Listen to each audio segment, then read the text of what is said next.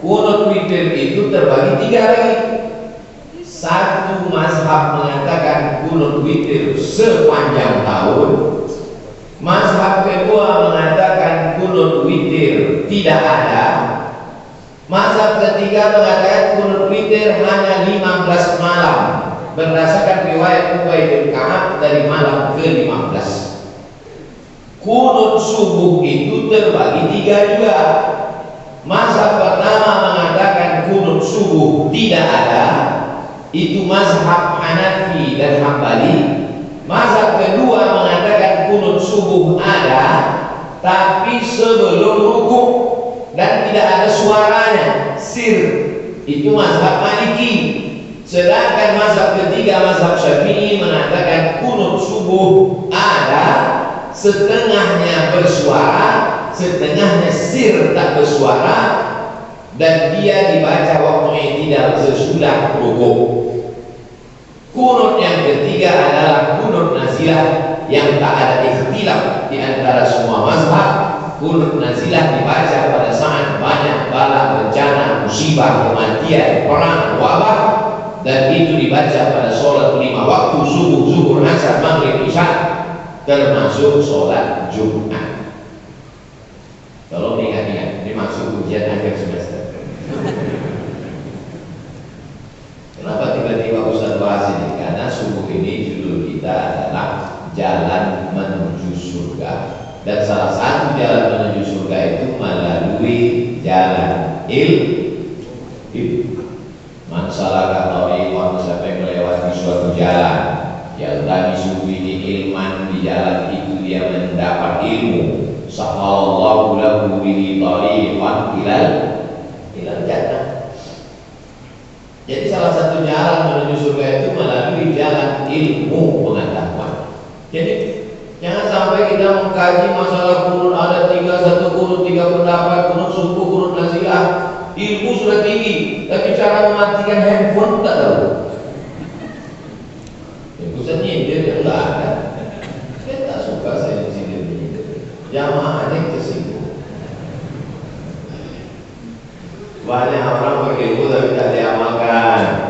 Malah ketika dikasih tahu imam malah melawan kepada seluruh jamaah supaya HP-nya disilentkan. Udah tahu. Bukan masalah udah tahu, diingatkan. Makanya imam setiap mau sholat pasti dia sampaikan, luruskan shaf dan rapat. Itu 8 bulan yang lalu. Sekarang luruskan shaf, jangan rapat. Tahun-tahun ke depan tahu apa lagi datang, shaf pun tak boleh lurus. Bengkokkan shaf.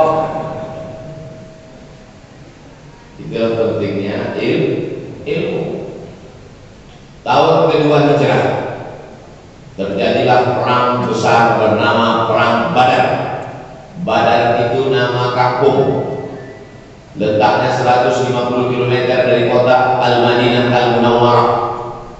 Oh, jadi Badar itu kampung Pak Ustaz? Ya. Tala'al badru alaina. Jadi kalau itu artinya sudah terbit kampung di atas kami. Badar itu artinya dua. Yang satu Badar kampung, yang satu Badar artinya bulan purnama. Bulan itu kalau dia bulan besar namanya Badar. Kalau dia bulan sabit namanya hilal. Sudah jadi nama orang Indonesia. Badarudin sama Hilaludin. Perempuan Badariah. Mohon maaf kalau belum nama istrinya saya sebut. Itu ilmu juga. Jangan sampai kita salah. Jadi terjadilah perang di Badar ini. Menang umat Islam. Banyak orang kafir muslim yang dijadikan tawanan. Syarat menembus tawanan bayar. Bayar pakai onta, bayar pakai uang dinar, uang emas, bayar pakai uang dirham. Tawanan lepas. Tapi Nabi Muhammad SAW buat gaya baru. Siapa yang bisa mengajarkan 10 anak Madinah tulis baca, maka dia bebas, tidak perlu bayar. Itu belum ada di zaman sebelumnya. Sebelumnya yang namanya tawanan itu mesti Pertama, bayar pakai benda. Yang kedua, bayar pakai uang.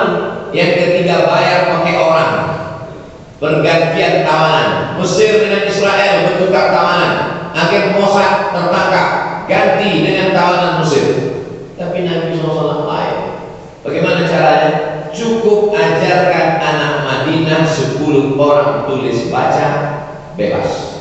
Padahal itu tahun kedua, umat Islam masih miskin, susah, tak ada duit. Pindah dari kota Makkah ke kota Madinah, barang-barang tinggal semua. Hanya baju yang melekat di badan aja yang lolos. Anak, istri, toko, uang, barang tinggal semua. Miskin, tak ada duit. Tapi justru Nabi tidak memilih duit. Yang dipilihnya adalah siapa yang sanggup mengajarkan tulis baca 10 orang, bebas. Andai kita perang, pasukan Balikpapan tak punya duit, pilihannya dua. Kita tukar tawanan dapat emas, dengan kita tukar tawanan bisa tulis baca. Kira-kira pasukan Balikpapan pilih uang atau bisa tulis baca?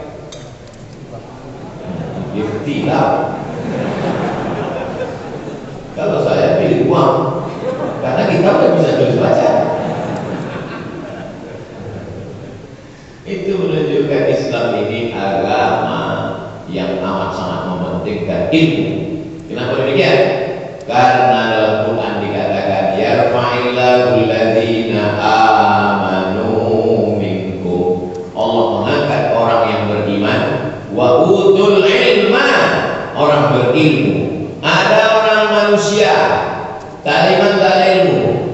Di atasnya manusia beriman. Paling tinggi manusia beriman berilmu. Itu yang paling tinggi. Mana dia? Nah, ini di atas. Hampir ke langit ketujuh. Masya Allah. Jangan dipanggil-panggil, saya mau bilang mana.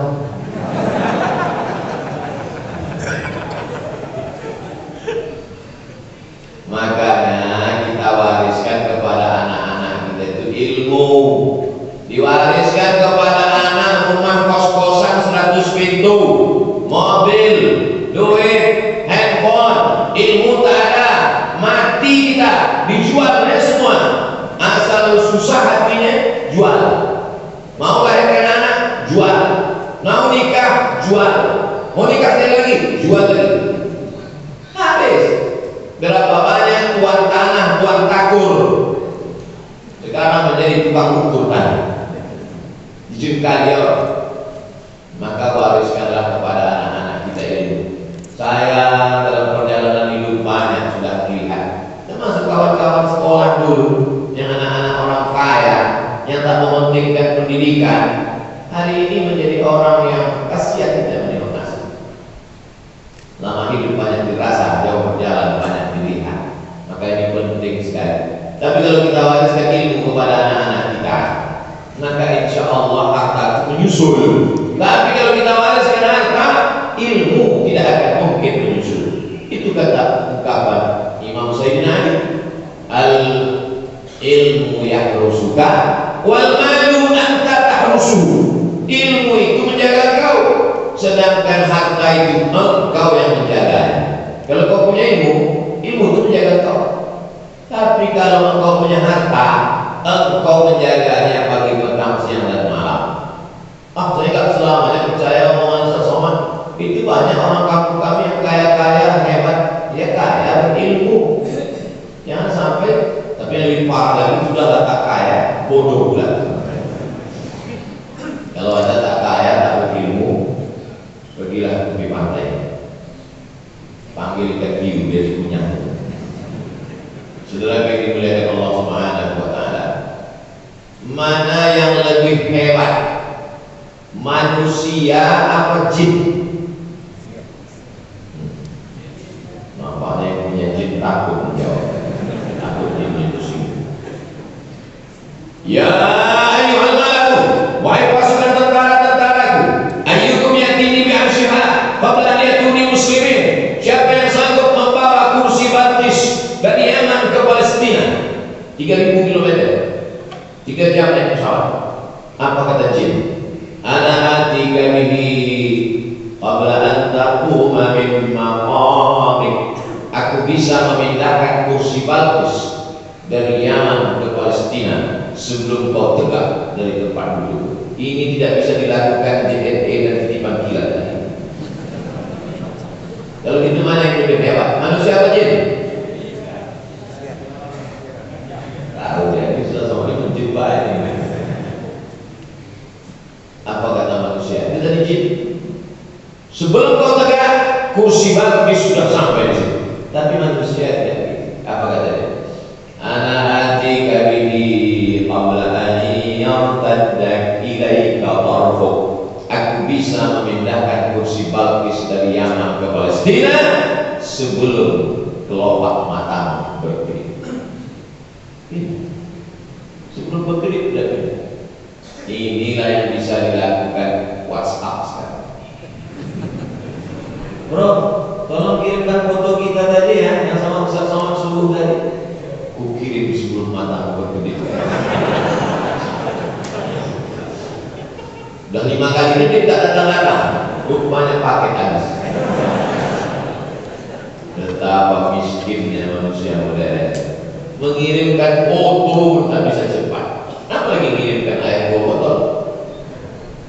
Sebotol ini 30 menit, 2 botol berarti 1 jam. Ini simpel. Mana yang lebih hebat ilmu manusia daripada malaikat? Manusia. Akhbiruni bi asma'i haula'i in kuntum shadiqin. Kata Allah, wahai malaikat-malaikat, beritahu nama-nama ini kalau memang kalian punya ilmu. Apa jawab malaikat? Subhanaka la ilma lana illa ma 'allamtana innaka antal alimul hakim. Maha suci Engkau, kami tak punya ilmu kecuali Engkau yang mengajarkan kepada kami. Tapi Adam alaihissalam tahu itu. Kenapa? Wa 'allama Adam al-asma'a kullaha. Karena Allah sudah mengajarkan ilmu itu kepada Adam alaihissalam. Jadi kalau ditanya mana yang lebih hebat jin dengan manusia? Manusia. Mana yang lebih hebat malaikat dengan manusia? Manusia. Manusia yang mana? Manusia yang berilmu. Hanya saja ilmu itu bagi 2. Ada ilmu agama, ada ilmu umum. Ilmu cara belajar sholat, fikih sholat, berapa rukunnya, syaratnya, wajibnya, sunatnya, makruhnya, yang membatalkannya. Itu namanya ilmu fikih. Dalil-dalil sholat dalam kitab Sahih Bukhari, Sahih Muslim, Sunan Abi Dawud, Sunan Nasa'i, Sunan Tirmidzi, Sunan Ibnu Majah, Musnad Ahmad bin Hanbal, Muwatta Malik, Sunan Ad-Darimi, Kutub Tisnah. Ilmu hadis. Bagaimana ayat-ayatnya dalam Al-Quran, dibaca ayatnya, ada idghamnya, ada qalqalahnya, ada gunnahnya, dan nanti ketemu dengan qafin pambat lingkup, ada qalqalah sughra, ada qalqalah kubra, ada asbabun nuzulnya, ada tafsirnya, ada munasabat kesesuaian antara satu ayat dengan ayat yang lain, ada kronologis sebab terjadi turunnya ayat, ada makna-makna ayat, ada makna mufrad dan kosakata. Jadi bahas dalam ilmu tafsir. Sekarang umat ini sudah terbagi 2. Kalau kau belajar tafsir, kau belajar hadis, masuk surga.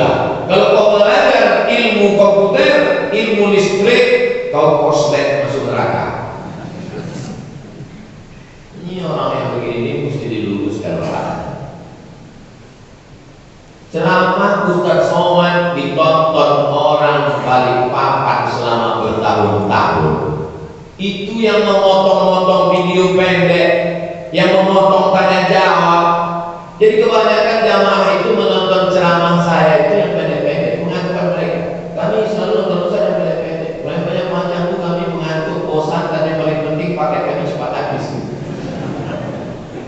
Siapa yang memotong video pendek-pendek? Kalau bukan anak-anak muda yang hebat paham IT. Dipotongnya 1 menit, dimasukkannya ke Instagram. Potongnya 1 menit, diuploadnya di channel dia. Kau mengupload video Ustaz Somad ini kan gak dapat duit, ngapain kau upload? Aku berjuang lillah dan di follower.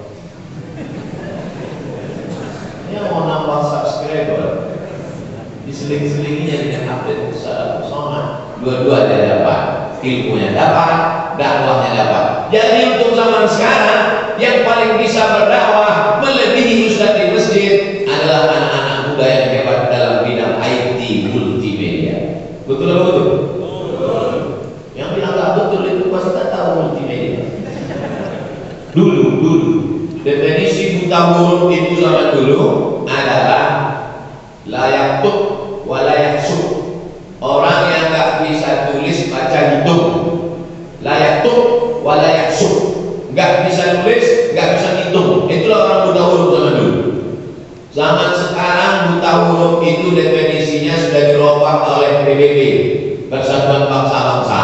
Siapa itu buta huruf? Orang yang tidak bisa bahasa Inggris dan IT.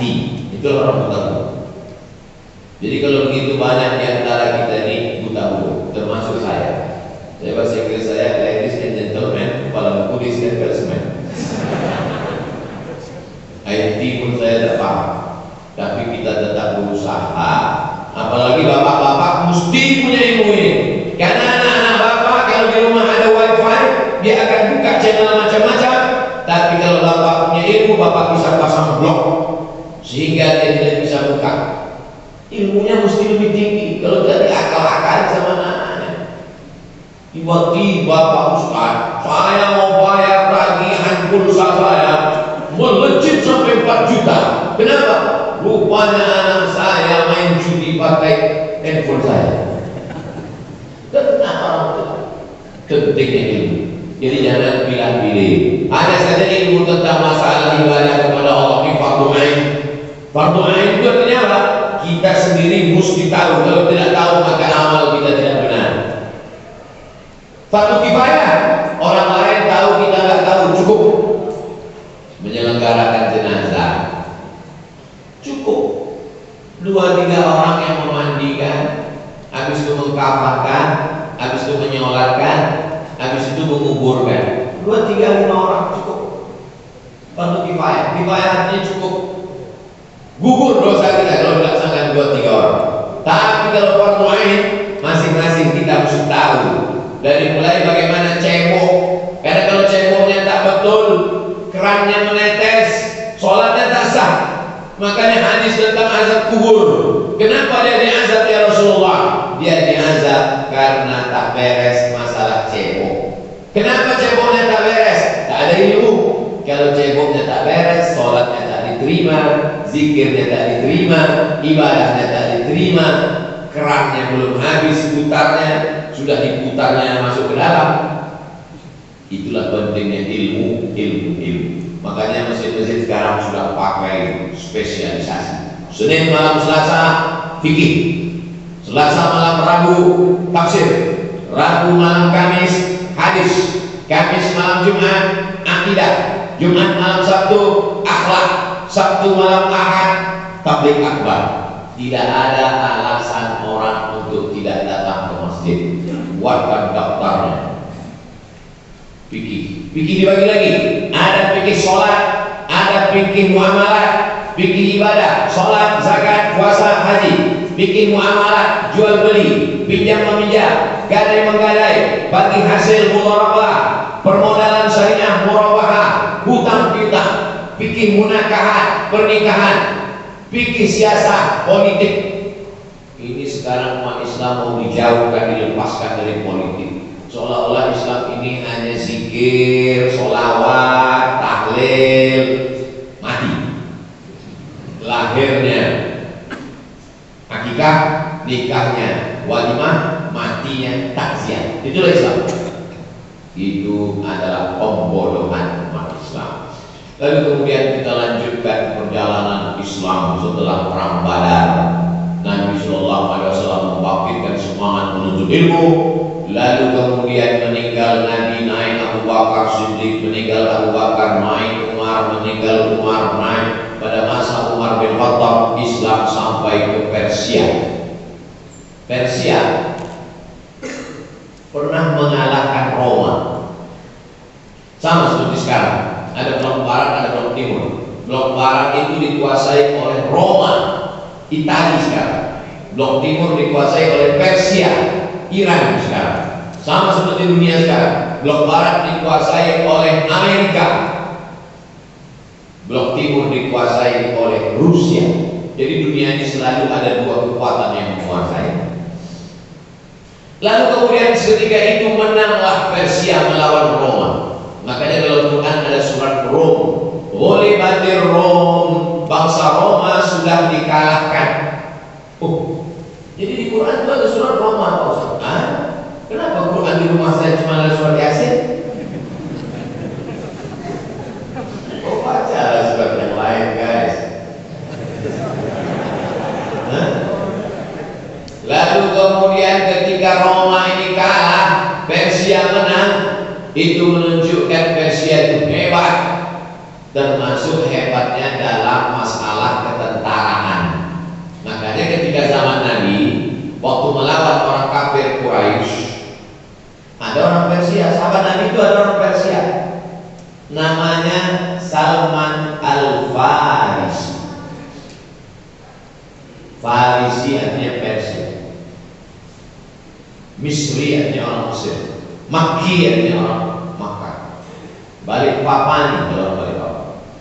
Semua ya di ujung itu menyebutkan asal kamu. Datanglah Salman Al-Farisi, orang Persia yang hebat strategi perang. Kami ada strategi di Persia ya Rasulullah. Gimana strategi? Supaya musuh dari Makkah tidak bisa masuk ke Madinah.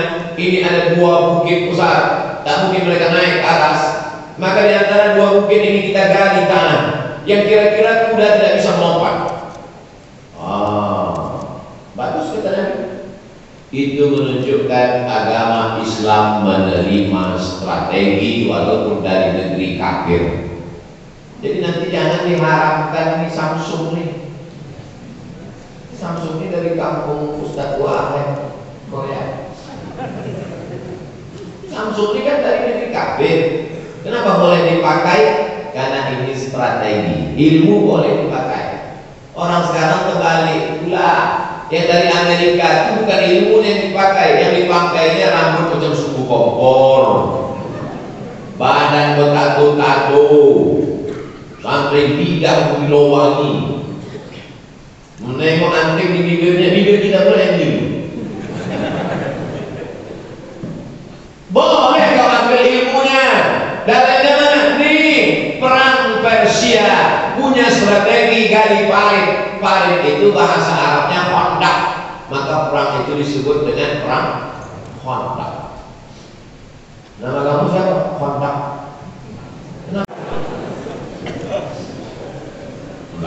Perang itu juga disebut dengan perang Ahzab. Ahzab itu jamak dari hizib. Hizib artinya partai. Ahzab koalisi partai-partai. Karena waktu itu berkoalisi partai kafir, partai musyrik, partai munafik, partai Yahudi. 4 partai berkoalisi menghantam Nabi Muhammad SAW. Maka kemudian Nabi ikut menggali. Ikut Nabi turun ke bawah menggali, diangkatnya jubahnya ke atas, Nabi pakai celana panjang, lalu kemudian perut Nabi basah karena keringat dan ada lumpur yang menempel di perut Nabi. Hadis sahih. Jadi jangan bayangkan utama Nabi berdiri dulu tunjuk, oh angkat sana, oh angkatnya masuk surga, oh ini masuk surga. Itu Nabi dari mana? Nabi Muhammad SAW yang mulia itu, yang Sayyidul Anbiya wal Mursalin, ikut dia menggali, ikut dia mengangkat batu itu. Ketika dia pukulkan pacul itu, pacul besi itu, kena batu di bawah, bercahaya. Di cahaya itu nampaknya Yaman dikuasai. Memantul lagi cahaya, Rum akan dikuasai. Memantul lagi cahaya, Syam akan dikuasai. Kabar gembira. Dan itu bukan omong kosong. 3 negeri itu sudah dikuasai. Yaman yang ketika itu markasnya Abraha. Alam tara kaifa fa'ala rabbuka bi ashabil fil. Fil artinya gajah, di bawahnya tentara bergajah untuk menghantam belasan gajah yang dia bawa. gajah induk yang paling besar, panglima segala gajah. Nama gajah itu Makmur. Dari Makmur pula diambil Mamor, gajah besar yang membelalai. Mohon maaf Pak Mamor, nanti suami nanti istrinya pakai abang gajah. Kalau gitu saya ganti nama lah Pak Ustaz. Masa nama gajah? Gajah itu tak mau menghantam Ka'bah. Dia berhenti di tempat melontar jumroh Aqabah. Dipaksa oleh pawangnya, nggak mau dia bergerak. Tidak mau gajah-gajah. Gajah yang berilmu lebih baik daripada Abraha yang goblok. Ulai gagal manusia yang tak berilmu itu macam binatang. Balhum awal, lebih bina daripada binatang. Faja'alahum ka'asfin makul. Mereka seperti daun kayu yang dimakan ulat. Satu penafsiran Syekh Muhammad Abduh mengatakan, bukan ditembak dari atas pakai batu meteor, tapi kata Syekh Muhammad Abduh, datang burung dari atas menebarkan virus, yaitu virus cacar. Jadi tentara-tentara Abraham itu kena campak. Tapi penafsiran ini kontroversial. Terserahlah, mau batu meteor dari atas, mau kena penyakit campak, mau kena pesawat bom molotov, yang penting Abraham itu mati, hancur.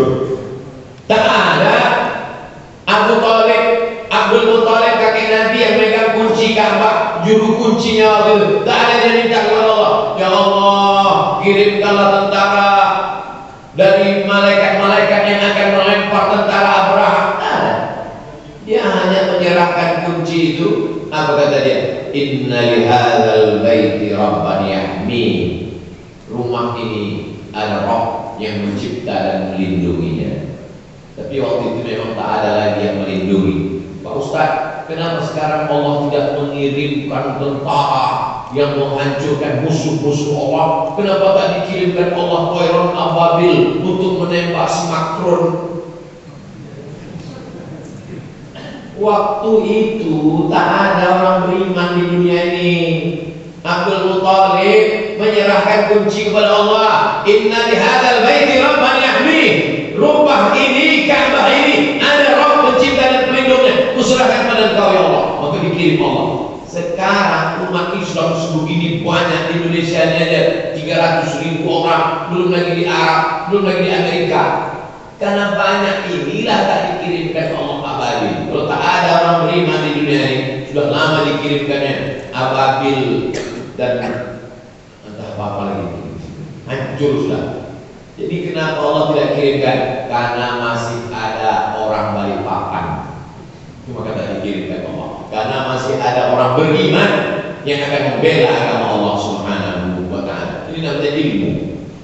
Meninggal Abu Bakar Siddiq, naik Umar bin Khattab, melihat Persia ini punya peradaban yang luar biasa. Di antaranya adalah administrasi perkantoran. Bahasa Persianya diwan.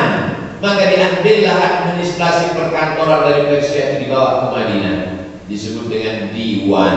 Sampai ke Indonesia, Dewan Perwakilan Rakyat.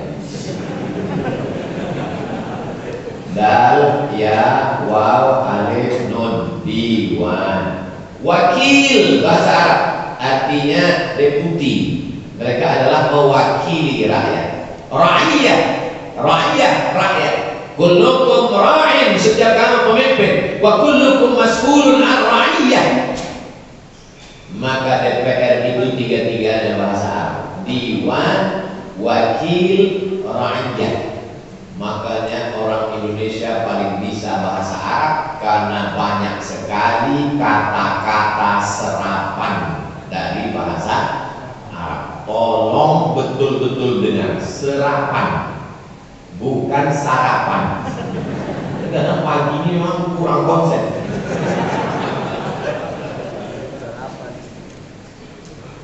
Mana ada kantor zaman Nabi Muhammad SAW? Dari mana administrasi ini? Diambil dari Persia. Termasuklah ilmu-ilmu membangun masjid ini. Ketika pada masa pemerintahan Umar bin Khattab, Sampailah Islam ke negeri jajahan Roma. Waktu itu ada satu kota, nama kota itu diambil dari nama raja. Nama rajanya Bizanti, nama kotanya Bizantium, Roma.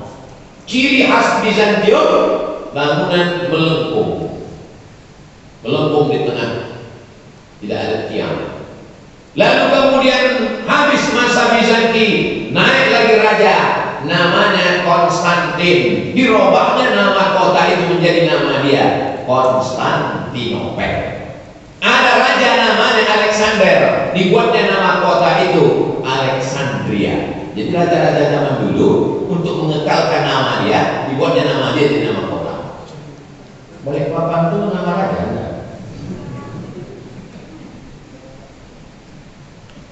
Alexandria, Bizantium, Konstantinopel, nama raja-raja.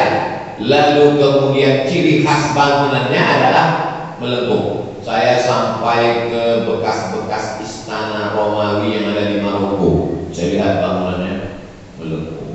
Zaman Nabi tidak ada bangunan melengkung ini, karena Masjid Nabawi itu dibangun dengan batang korma, tiangnya, atapnya berupa korma. Tak ada melengkung. Bangunan melengkung ini datang dari peradaban Bizantium. Inilah diambil oleh Masjid Namirah Balikpapan, melengkung. Apa tujuannya melengkung di atas? Supaya tidak terlalu banyak tiang. Jadi tujuan ini dibuat tiang melengkung di tengah, supaya tak ada tiang ini memutus sok. Besok tolong disulap tiang. Selama yang lain diambil oleh Islam. Lalu kemudian Masjid Nabawi itu adalah petak saja. Ma baina baiti wa mimbar, antara rumahku dan mimbar. Mana mimbar? Raudhatun min riyadil jannah, antara rumahku, rumah Nabi samping kiri kalau kita menghadap ke kiblat. Wa mimbari dan mimbar 22 meter, lurus saja, tak ada mihrabnya. Dari mana datang mihrab melengkung ini? Mihrab ini datang dari seorang arsitek yang dipanggil oleh Abdul Malik bin Marwan dari Damaskus, Suriah. Inilah muncul mihrab tempatnya. Mubazir ini untuk apa boleh? Ada sebagian masjid sekarang tidak mau pakai mihrab karena dianggapnya bid'ah, wa kullu bid'atin dhalalah, wa kullu dhalalatin fitnah. Bagus. Dengan adanya mihrab di samping kiri bisa untuk terima tamu, ada kantor, ruang imam dan lain sebagainya, sehingga Ustaz Somad bisa masuk dari belakang. Itu aspek. Bila bin Rabah azannya di atas satah. Satah itu atap rumah orang. Allahu Akbar, Allahu Akbar. Di atas satah atap rumah orang. Tidak ada menara. Sampai pada akhirnya umat Islam sampai ke kota Alexandria, 200 km dari Kairo. Mereka menemukan bangunan di tepi pantai Laut Mediterania, Laut Putih. Laut itu ada 3, Laut Putih, Laut Merah, Laut Hitam. Laut Putih Mediterania ada bangunan tinggi menjulang ke atas di tepi pantai, dan ada api bergejolak di atas. Tempat api itu orang Arab menyebutnya manara. Nar, api, manara, tempat api. Sampai ke Balikpapan, menara. Dibuang apinya, diambil, muazzin naik ke atas, lebih tinggi. Kalau sudah lebih tinggi, maka suaranya lebih menggelegar masuk rumah orang. Allahu Akbar, Allahu Akbar. Ilmu. Islam tidak melarang kita untuk mengambil ilmu dari negeri manapun, selama kita tidak mengambil akidahnya. Bangunannya boleh diambil, alat komunikasinya boleh diambil. Ini semua alat-alat komunikasi ini tidak ada satupun dari negeri Islam. Sony, Jepang, Panasonic, Samsung. Kalau dari Arab pasti Samsudin. Mama Pak Samsudin. Ini yang merek Zoom. Ini semua boleh ilmu. Jadi jangan nanti anaknya mau belajar ke Jepang, ya aku mau ke Jepang. Jangan, nanti kamu masuk neraka. Yang penting TK-nya Quran, SD-nya Quran, SMP-nya Quran, SMA-nya Quran, bahasa Inggrisnya mantap, bahasa Jepangnya oke, bahasa Koreanya keren. Setelah itu terbanglah nak kau sejauh mata memandang. Nanti kau akan pulang ke Balikpapan, membangun negeri ini menjadi baldatun thayyibatun wa rabbun ilmu. Inilah sekarang anak-anak kita ini, dia ilmunya susah juga sekarang. Semua online, ilmunya pun online. Dulu kita mau persiapkan mau ujian itu sama. Sekarang saya tengok orang ujian, tidak ada menguji online. Semuanya online. Takutnya nanti pasti tanya, apa ini? Tunggu Pak, sebelum hidup. Maka ilmu yang paling penting dalam kehidupan. Dalam Islam diajarkan mendengar satu majlis ilmu lebih baik daripada salat sunat 100 rakaat. Dalam kitab Mukhtasar At-Targhib wa Tarhib, penulisnya Imam Al-Hafiz Al-Munziri, diringkas oleh Al-Hafiz Ibnu Hajar Al-Asqalani, hadisnya sahih bahwa orang yang ikut majlis ilmu lebih baik daripada 100 rakaat sholat sunnah. Itu menunjukkan memotivasi orang ini. Maka di Masjid Nabawi itu ada halakoh. Halakoh artinya lingkaran. Nabi duduk, sahabat melingkar. Halakoh. Nama dulu tak ada tapi takbah. Gak bisa pengajian ramai begini karena suara tak sampai.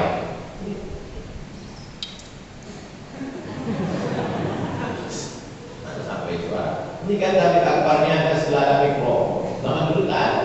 Zaman dulu untuk sholat ada. Untuk sholat itu di belakang itu dipasang mubalir, man. Mubalir artinya penyampai suara.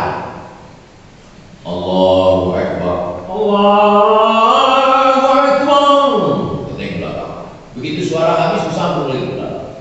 Sami'allahu liman Rabbana wa lakal hamd. Karena waktu itu belum ada mikrofon. Maka pengajian hanya halakoh saja. Dalam satu masjid itu bisa 5 halakoh. Halakoh tafsir, halakoh hadis, halakoh fikih, halakoh tasawuf, halakoh usul fiqh, halakoh tajwid, halakoh bahasa Arab. Makanya Imam Syafi'i itu duduk mengajar dari subuh sampai zuhur. Habis itu istirahat makan sudah dari sampai asar. Di masjid di Kairo namanya Masjid Amr bin As. Datanglah panglima perang namanya Jauhar As-Sikili. Sad, Qaf, Lam, Ya, Sikili. Orang kita menyebutnya orang Arab Sikili. Orang Barat menyebutnya Sisilia. Sisilia itu sekarang di Andalusia. Andalusia itu di mana Pak Ustaz? Real Madrid di Barcelona. Oh, tahu. Usubur Sikili kau tak tahu. Usubur Sisilia kau tak tahu. Usubur Andalusia kau tak tahu. Usubur Real Madrid Barcelona kau tahu. Ternyata ilmu cuma sampai di tiang gawang. 700 tahun Islam berkuasa di Madrid dan Barcelona. Barcelona mereka menyebutnya. Cordoba, nama kotanya Cordoba, mereka menulisnya Cordova. Baladul Walid, nama negerinya Baladul Walid, mereka sebut Philadelphia. Nama-nama negeri di Eropa. Akhirnya umat Islam yang dulu di sana berkuasa, memang sifat umat Islam ini. Kalau dia berkuasa, kaya raya, terlena, lupa, kelahi, hancur. Akhirnya musuh menang. Datanglah seorang ratu perempuan bernama Isabella. Kata Isabella, pilihannya cuma 2. Kalian murtad atau kalian cabut dari Andalusia. Akhirnya banyak orang Islam yang murtad di Andalusia. Orang-orang yang murtad itu dikasih topi kerucut. Itulah yang dipakai anak-anak umat Islam sekarang. Pakai Happy birthday to.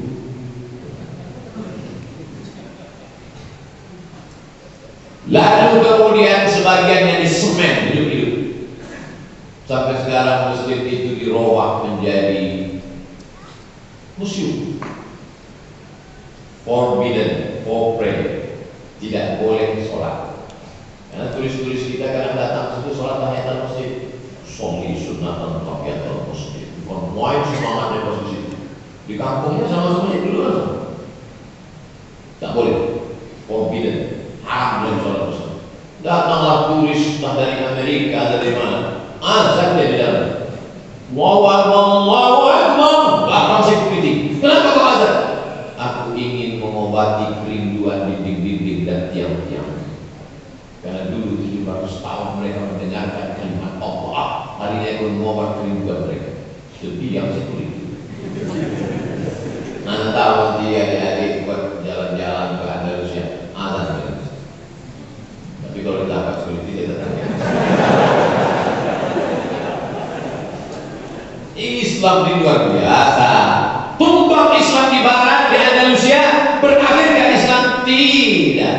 Allah berjanji, wa may yartadda minkum an dinihi, siapa yang murtad meninggalkan agama ini, fasawfa ya'tillahu biqaumin, akan diganti Allah dengan sekelompok kaum lagi. Jatuh Islam di Andalusia, berakhir kekuasaan Islam di Eropa, Allah ganti dengan kekuasaan yang tadi di tahun yang sama, di abad yang sama, abad 15. Hancur Islam di Andalusia, muncul Islam yang baru dengan kerajaan baru, dengan anak muda berumur 19, 20, 21 tahun, Muhammad Al-Fatih namanya. Maka berdirilah tegak kerajaan Turki Utsmani, 500 tahun berkuasa. Jadi kalau andai na'udzubillah murtad na'udzubillah, apakah akan habis Islam di dunia ini? Tidak. Sekarang banyaklah program pemurtadan di kampung-kampung di Indonesia. Kita khawatirnya di Indonesia orang murtad, justru Islam berkembang di Eropa. Sejak ejekan makian dari Macron, 2 kali lipat orang Prancis dan sekitarnya bersyahadat. Allahu Akbar. Apa yang dilakukan Denmark, apa yang dilakukan Macron, apa yang dilakukan oleh 11 September, itu hanya akan menjadi iklan gratis untuk umat Islam. Percaya atau tak percaya, ungkapan saya nanti kalian akan membuktikannya. Baru anak-anak muda nanti menangis. Betul kata almarhum Abdul Somad, waktu kita habis sampai jam 6. Ini pun ilmu juga. Tak ada itu kan kita tahu kan. Ilmu penting ini. Macam-macam cara ngasih tahu Ustaz. Ada ditulis di situ. Ceramah tak boleh dari. Ada ditulis. Tapi yang unik, saya pernah ada satu masjid di Pekanbaru. Lampu hijau, kuning, sama merah.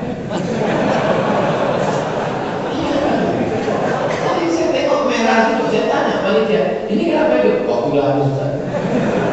Macam 11 cermat saya bilang. Itu pun ilmu juga itu.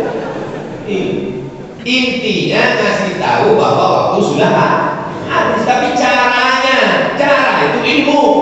Allah nyuruh baca Quran, Iqra'ul Quran, faqra'u ma tayassara minal Quran. Iqra' bismi rabbikal ladzi khalaq, utlu ma uhiya ilaika min rabbik. Tapi cara baca Quran ada dalam Quran? Enggak ada. Caranya itu orang Indonesia yang buat. Kami di Sumatera dulu waktu saya kecil, cara baca Quran alif ya te, alif di bawah, ya di depan u, a, i, u. Anak-anak sekarang a, kalau di Balikpapan dulu baca Quran gimana?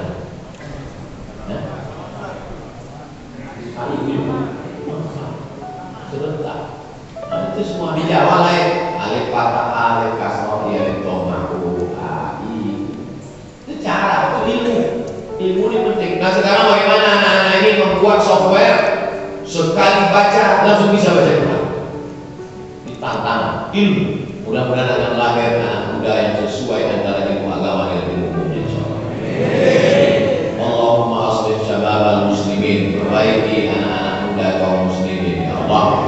Waffiqhum lima tuhibbu wa tarda, tanamkan ridhamu dalam hati mereka supaya mereka beramal dengan amal yang kau ridhai dan kau cintai. Allahumma darma'anhumul wala' wal waba' wal fahsya' wal riba' wal fitan. Jauhkan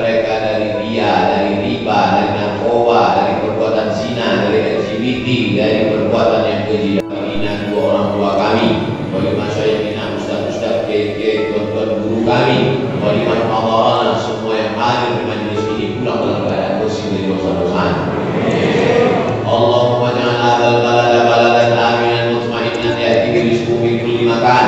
Jadikan Balikpapan, jadikan Indonesia negeri yang aman, damai, terbuka, pintu rezeki dari segala penjuru ya Allah. Allahumma aqim lana bi husnil khatimah wa la taqim alaina bi su'il khatimah. Rabbana la tuzigh qulubana. Jangan kau palingkan hati kami ba'da idh hadaitana, setelah kau berikan hidayah kepada kami. Allahumma ja'alna minal ladzina yastami'una al-qawla fayattabi'una ahsana. Jadikan kami orang yang mendengarkan ilmu lalu mengamalkannya dalam kehidupan kami. Allahumma inna na'udzubika min ilmin la yanfa', jauhkan kami dari ilmu yang tak bermanfaat. Wa min qalbin la yakhsha, jauhkan kami dari hati yang tak takut kepada-Mu. Wa min nafsin la tashba', jauhkan kami dari nafsu yang tak pernah kenyang. Wa min du'ain la yusma', jauhkan kami dari doa yang tak dikabulkan. Allahumma ja'al akhira kalamina 'inda intihai ajalina. Jadikan akhir kalam kami ketika ajal kami sampai malaikal maut mencabut nyawa kami, yang terakhir keluar dari mulut kami, la ilaha illallah Muhammadur Rasulullah sallallahu alaihi wasallam. Rabbana atina fid dunya hasanah wa fil akhirati hasanah wa qina adzabannar. Sallallahu ala sayyidina maulana Muhammad wa ala alihi wa sahbihi wasallam. Walhamdulillahi rabbil alamin. Taqabbalallahu minkum minna wa minkum taqabbal. Terima kasih perhatian Bapak Ibu, mohon maaf segala kesilapan. Wassalamualaikum warahmatullahi wabarakatuh. Bapak Ibu mohon maaf.